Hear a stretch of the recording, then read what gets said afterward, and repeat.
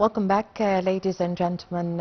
We are now long awaiting the official inauguration of the Grand Egyptian Museum, which is Egypt's gift to the whole world. To shed more light on the opening of or the inauguration of the Grand Egyptian Museum, we have the pleasure to have with us today our dear guest, Dr. Amr Atef, tourism expert. Good morning, sir. Good morning, ma'am. Well, Dr. Atef, Egyptians and the whole world and the whole foreigners are long awaiting the inauguration of the Grand Egyptian Museum. Preparations are underway. We'd like to know more about the preparations. There is lots of preparations that's happening now because, you know, the museum will be inaugurated on the 1st of November and will be officially opened on the 4th of November, which is the same anniversary of number 103 of the discovery of King Tutankhamun. Yes. So one of the preparations that's happening to the museum, to open the museum, is the moving of the collection of King Tutankhamun from the old museum in Tahrir Square to the new museum. More than 5,000 pieces will be displayed in the museum. That's one of the preparations that's happening. And also the boat of King Cheops. They are now transferring the boat of King Cheops to the museum to have it on display. The other preparations are preparing the galleries, the 12 galleries, for the inauguration of the museum. So there are 12 galleries that have the artifacts. The museum is considered to be the largest museum that was built to accommodate statues from one country or from one civilization worldwide. Yes. The collection they have there are daily life scenes, are preparing the galleries, the 12 galleries. So that's what they are doing for the opening that will happen on the 1st of November. Yes. What are the people going to, or the visitors going to see when they go to the Grand Egyptian Museum? You are saying galleries, but we can see from the videos steps that have yes. This is the great staircases. Yes. And they have the collection of the kings and gods on the staircases. And there is an escalator, so you can use the stairs to ascend and have a look at the collection of the kings and gods. We can see statues on the stairs. The statues of the pharaohs. This is a new kind of it's a new kind of display. Display. Yes, we haven't seen it before. And what helps in this display is the daylight.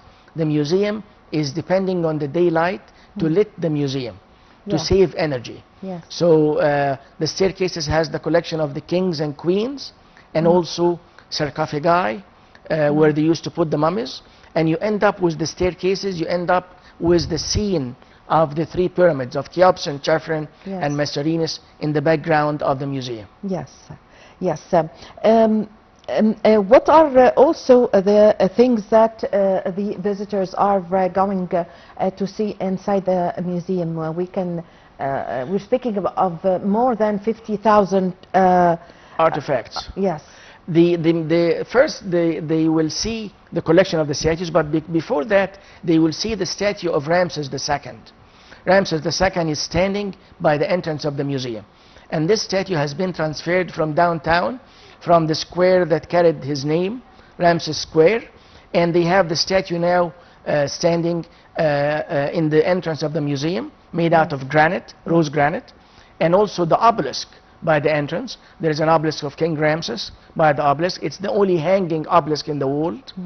And then after that, they go have a look at the staircases, and then the collection of the old, middle, and new kingdom in the Egyptian Museum, including the collection of Hatep Haris, the mother queen of King Cheops, the statue of Metri, the scribe, that's made out of wood, which is a masterpiece, the statue of Metri, because this statue, the eyes are inlaid with rock crystal and opaque quartz. Yes. So the statue is about to talk to you from the perfection of the carving, and it dates back to 2600 BC. Yes. Dr. Atef, despite the large number of pieces of artifacts and the great civilization of Egypt, Egyptians and the whole world and foreigners are going crazy with King Tut. Yes. with his collection, and actually his collection have toured the world in several exhibitions in Paris, in London, in the United States, before it came back to stay forever in the Grand Egyptian Museum. Yes. People are fond of King Tut because his tomb was the only tomb that was found intact. Yes. It was not touched and was not robbed by the robbers of the tombs. Yes. We say thanks to the debris of the excavations of the tomb of Ramses, because this debris covered completely the entrance of the tomb of King Tut, and that's why it was not interrupted by the robbers of the tombs. Yes. On the 4th of November is the ceremony of the discovery of King Tut, the anniversary of number 103, and that's why they chose this day for opening the museum for the public, and we'll have to see 5,000 pieces. This is huge. Some of those pieces are masterpieces that has not been displayed. I mean, it's the first time for them to display such collection of King Tutankhamun. And by the way, the meaning of King Tutankhamun in hieroglyphics means the living image of Amun. Tut means image, Ankh is living, and Amun is Amun-Ra, the father of all the gods for the ancient Egyptians. Yes. Also from one of the very important figures in ancient Egypt was the King Ramses II. Of course, despite that King Tut have ruled for a very short time. On the contrary, King Ramses II ruled for very long years, isn't it? Yes. He ruled for 67 years and died at the age of 94. Yes. And they say in the books he had 22 wives and 130 kids. Yes. Ramses II built lots of things in Egypt, like the colonnade of the Karnak temple, for instance, was built by King Ramses II and his father King Seti I. Lots of the temples, the Temple of Luxor, half of the Temple of Luxor was built by King Ramses II. So when we talk about King Ramses, he was a great builder for the ancient Egyptians. Also, we can say that we knew from history that King Ramses II also have succeeded in receiving victories in several wars for Egypt, and that's why the people used to admire him. Of course, one of the very famous battles that he was able to conquer was the Battle of Kadesh against the Hittites, people of Asia Minor. And he was able to conquer them in the Battle of Kadesh, and that's why he built the temple of Abu Simbel to commemorate the victory, his victory over the Hittites. Yes, that's why the statue of King Ramses II, which is a very huge statue, is put inside the Grand Egyptian, in the entrance of the entrance of the Egyptian Museum. There is the statue of Ramses II, because he was a great pharaoh and one of the most important pharaohs that ruled ancient Egypt. As I told you, 67 years in charge, that's very long. And Ramses II not only was a great builder, but was a great pharaoh as well. He did something very interesting. He sent his students to study abroad at that time, and he welcomed the princes and the princesses from all over the world to come and be raised among his children. So that's scholarships that we're talking about today. He was able to do that in 1234 BC. Yes. Also, King Ramses II, of course, tomorrow is the 22nd of October, where the sun is going to illuminate in Abu Simbel. Yes. But we know that the King Ramses statue in the Grand Egyptian Museum is also put in a way, in an angle, that the sun illuminates his face. Give us an idea about this, please. Correct.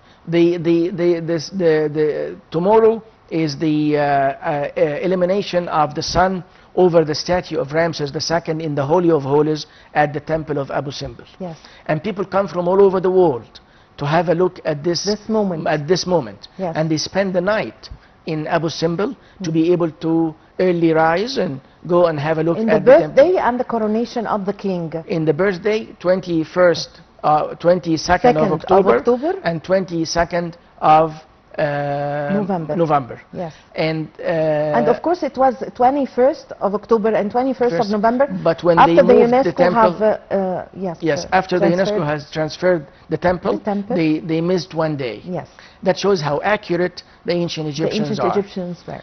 The thing is, when they built the Grand Egyptian Museum, they built it in a way with an angle that the sun would shine from the facade of the museum over the face of Ramses II, or over the statue of Ramses II and the entrance, trying to connect the Grand Egyptian Museum to Abu Simbel, which was built by Ramses. They say about Abu Simbel that people who listed the ancient wonders of the world have not seen Abu Simbel.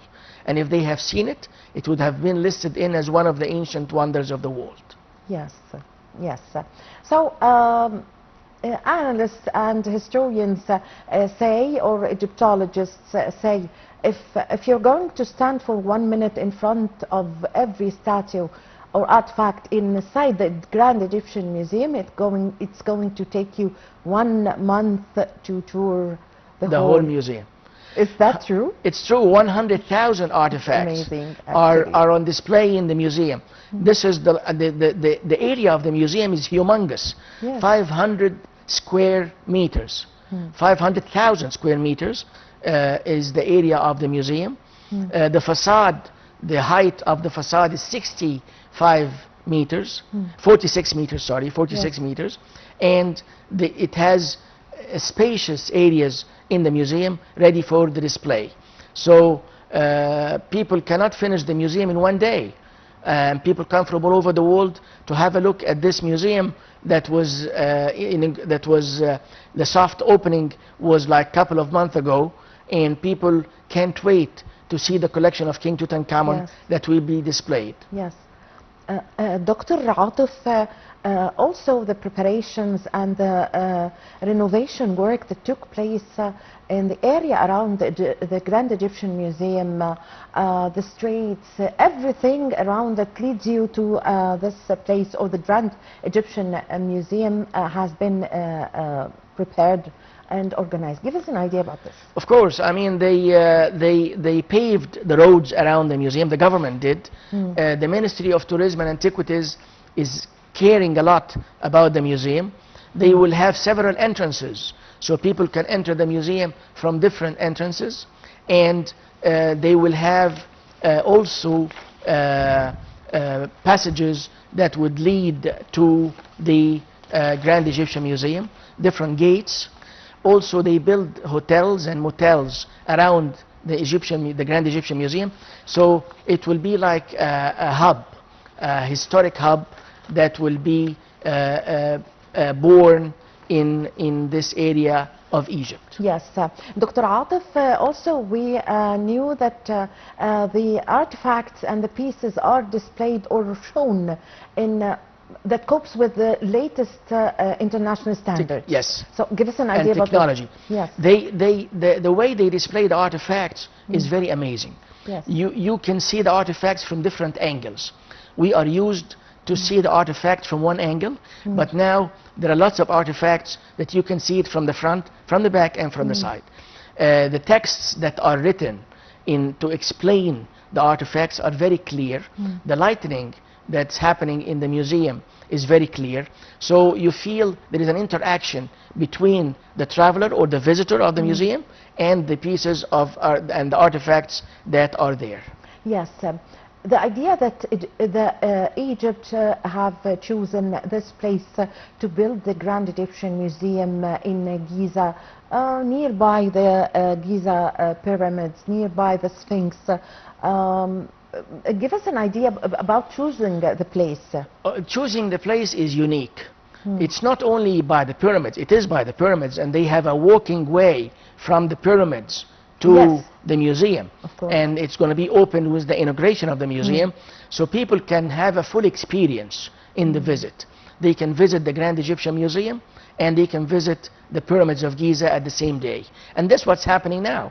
I mean, people come and combine the tour of the pyramids to the tour of the Egyptian Museum. There is more than one entrance to the pyramid.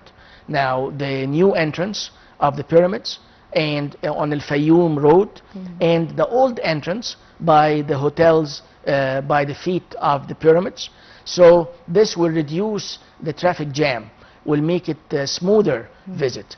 Also, the travelers who have transit hours in the airport, the Sphinx Airport, can leave the airport and can visit the museum, can have lunch in the museum because there are restaurants and outlets in the museum, and then can visit the pyramids and head back to the airport. So that's an add and a plus for the visitors of Egypt. Yes, I thank you very much for your time. Thank you for your valuable information. Thank you. Thank you so much, Dr. Amr Atef, the tourism expert. We really had the pleasure to host you today. Thank you. Thank you so much. Thank you. Well, with this, my dear viewers, we come to the end of this episode of our program, The Breakfast Show. I'm going now to leave you with the following report. As under the patronage of and the presence of the Secretary General of the Arab League, Ahmed Abul Ghait, the activities of the first Global Summit of its kind Ripple Summit 2025 were launched to support the entrepreneurship community, business incubators and business accelerators and universities around the world.